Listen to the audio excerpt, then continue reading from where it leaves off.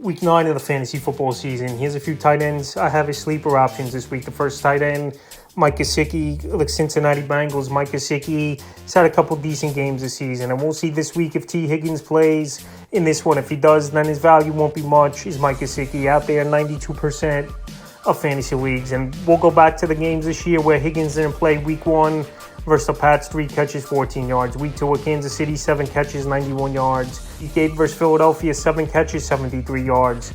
A fumble loss on 8 targets. If Higgins is out once again, you could arguably say he's the number 2 option in the passing game is Mike Gesicki. This week, a good matchup versus the Vegas Raiders. They don't stop anyone in the passing game, and teams all season long have gone up and down the field, putting points on the board. And Mike Gesicki's a big target. I know he hasn't reached his full potential, but he's got as much talent as some of the top tight ends in the league. But bad quarterback play and not getting some opportunities at time has done Gesicki in. But this week, like I said, if Higgins is out, he's a solid option. Next tight end, Josh Wiley of the Tennessee Titans. So Wiley, some parts of the season, he's outplayed Chigga-Quango. In the last 2 weeks, not great numbers, but he's been serviceable in deeper leagues. Week 7 at Buffalo, 3 catches, 34 yards.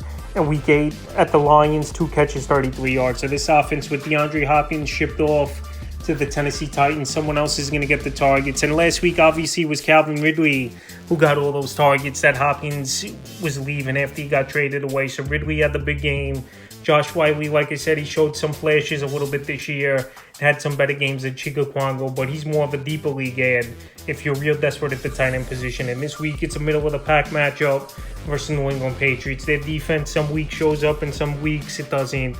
And Wiley right now available 99% of fantasy leagues. And the final tight end I have is a sleeper, Adam Troutman of the Denver Broncos. So Troutman had a breakout game last week for this Denver Bronco team. And we know a young quarterback and rookie quarterback, usually the tight end is a security blanket and someone they rely on big situations. So Troutman, he hasn't done anything all season until last week.